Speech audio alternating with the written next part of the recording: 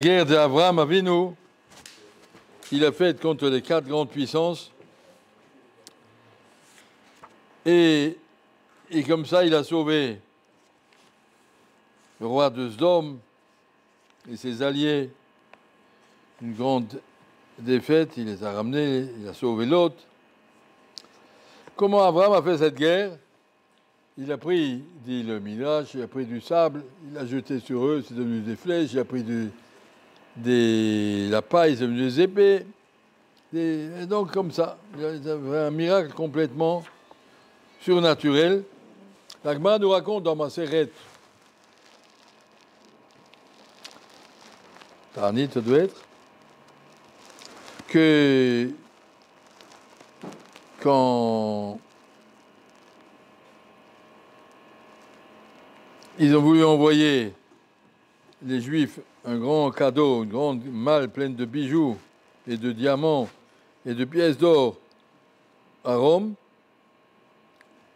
ils ont envoyé Rabbi Hanina ben Dosa, je crois, avec toute cette malle, et sur le chemin, quand il a dormi, les gens de l'hôtel lui ont vidé sa caisse, ils ont mis du sable à la place pour qu'il ne remarque pas, et il est parti le lendemain, ça pesait toujours le même poids, et donc il est reparti sans vérifier la malle. Ils avaient tout pris, ils ont mis du sable. Quand il est arrivé à Rome, il a dit, voilà, monsieur le roi, les Juifs vous honorer, ils vous ont envoyé un grand cadeau, regardez notre beau cadeau, avec un petit ruban rose et tout, ils ont ouvert, il y avait du sable dedans. Mais ils ont dit, vous vous moquez de moi, les Juifs. Et il a dit, Gamzou le Toba. C'était pas c'était Rabbi Inachum Ish Gamzou. Il a dit, Gamzou le Toba, et à ce moment-là, Eliyahu Hanavi est venu, et il a dit au roi, peut-être c'est du sable d'Abraham Avinu, avec lequel on fait la guerre, ils ne vont pas t'envoyer du sable, les Juifs. Ils vont envoyer un sable spécial. Et effectivement, il a pris ce sable, et comme ça, il a gagné sa guerre, il était content, et ils lui ont rempli sa caisse avec des pièces d'or, voilà, toute l'histoire. Et le Magia de Ponovitch, il dit, comment on peut être tellement bête, monsieur le roi des Romains, c'est un roi, c'est un Romain, c'est un grand bonhomme. Tu crois vraiment que c'est le sable qui fait gagner la guerre? Tu crois vraiment qu'il y a du sable spécial qui devient des flèches? Accepte de dire à Abraham Avinu, quand je voulais faire des nissim. N'importe quel ishtadout a ajouté du sable, il aurait soufflé dessus, ça aurait été pareil. C'est le srout d'Abraham Avinu. Toi, tu n'as pas le srout d'Abraham, le sable, il ne va pas te faire gagner la guerre. C'est quoi ces bêtises? Comment tu peux être tellement bête? Comment tu peux payer une grande caisse pleine d'or pour un sac de sable qui c'est de la blague? Le sable ne fait rien. Évidemment, le sable, il a marché avec le roi. Ouais, ça a marché. C'est pas le sable qui a du srout. C'est Abraham qui a du srout. Alors, comment ça se fait que le sable ils ont donné Eliyahu Hanavi, peut-être c'est du sable spécial, et là, effectivement, ça marchait. Le sable, il ne peut rien faire. Ça n'existe pas, ça, du sable qui fait des épées. Il explique que dans le monde que Hachem a créé, il a créé, donné au Yetzirah, au Sitra Achra, beaucoup de force aussi. Il lui a permis de faire croire aux gens que le jour ne gère pas le monde ne se gère pas lui-même. Comment ça se fait qu'Abraham il a fait ça? Ben, ça doit être un sable spécial. Mais tellement bête. Comme le Ramban nous dit, l'arche de Noé, de toutes les dimensions. Impossible, il dit, mais à philo et cercamo, même 10 arches comme ça suffiront pas pour contenir tout ce zoo. Pour manger, du manger pour 1 an pour tous ces animaux. Tu sais combien il faut emmener de manger? Tu vas partir 1 semaine avec ta femme et tes enfants, tu vas mettre valise, tu vas emmener. C'est-à-dire que tu vas partir dans une île pendant 1 semaine, tu sais combien tu vas emmener? Là, tu n'as pas emmené ta femme et tes enfants, tu as emmené des milliers d'animaux que tu vas les nourrir pendant 1 an, jour après jour, de la viande et du poisson et des pommes de terre, tout ce qu'il faut pour des milliers d'animaux pendant 1 an. Tu comprends bien que c'est impossible. Voilà les dimensions de l'arche. Le Ramban il dit, mais si on a 10 comme ça n'a aucun sens. Alors Ramban dit, si c'est comme ça, c'est un miracle. Si c'est un miracle, pourquoi Hachem a demandé à Noach de fabriquer une grande arche? Qui prend une boîte d'allumettes et rentrez tous là-dedans, s'il vous plaît. Et puis voilà, et ça va, je vous sauve pareil. Pourquoi? Et le Ramban répond, Akadosh Baruch Hu ne veut pas casser au Satan, laisser les gens s'embrouiller. Akadosh Baruch Hu, il a mis un monde dans lequel il y a une possibilité de se tromper. Il a mis un monde dans lequel on peut croire que tout va tout seul. Ça va, c'est bien, c'est comme ça. Le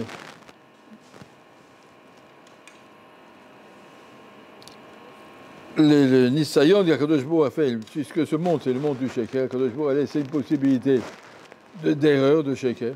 Il a laissé croire au roi de Sdom, au roi de Rome, que c'est le sable qui est spécial, qui est le sable magique. Au lieu de lever la tête un petit peu, mais c'est un corps d'Akadosh Baruch Hu.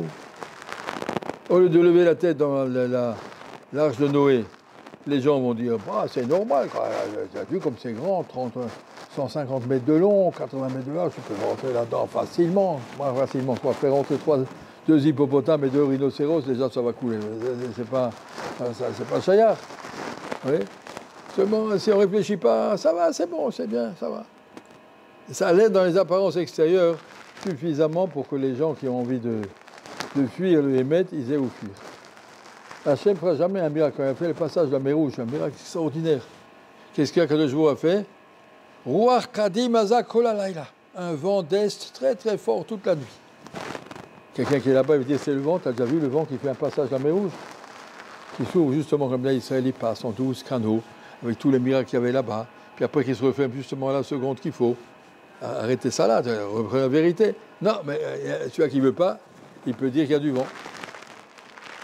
Il y avait un journal en France, un journal juif, il y a longtemps qu'il n'existe plus, je crois, mais qu'il a expliqué. Vous savez, nos ancêtres dans le désert, ils étaient un petit peu naïfs, ils croyaient que la manne, ça tombe du ciel. Il y a des palmiers dans le désert, ça tombait des dattes blanches, ils croyaient que ça tombe du ciel. C'est des dattes, c'est tout. Voilà. Tu as envie de te croire plus intelligent que tout le monde. Ils sont intelligents, Wakasha, tu veux dire que c'est des dates, que tout le monde était bête sauf toi. Le shaker, on peut toujours trouver quelque chose où s'accrocher. Les choses les plus invraisemblables, on dira, Aïka de ne pas reconnaître qu'Akadosh Baruch Hu gère le monde. Le Satan, il ne veut pas que tu vois la main d'Hachem. Alors même si tu le vois, il te dira, non, mais c'est comme ça.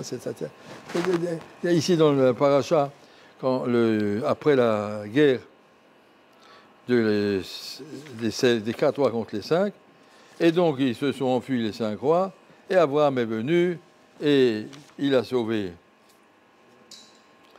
Vayachet Koroshush, Gamet Lot, Shiv et Gamtanashim. Ils sont tous enfuis, il a tué tous les 4 rois, et tous les autres, tout le butin qu'ils avaient pris, il a libéré l'autre. Vayetse Melech Sdom Likrato. Le roi de Sdom est sorti à sa rencontre, Abraham est arrivé qu'il a libéré de sa captivité, à Récho Agog de la Homer. Et il est venu, le roi de Sdom, bonjour monsieur Abraham. C'est mis à Sdom, d'où il est sorti. Omer Rashi.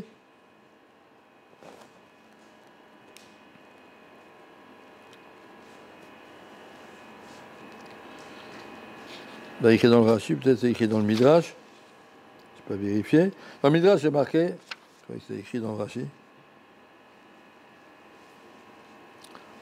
que le roi de Sdom était tombé, non pas ceux qui sont tombés dans les puits. Tous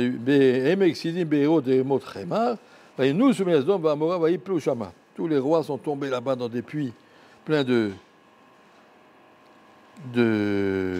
boue. Et Rashi nous dit, j'ai trouvé le Rashi, normalement,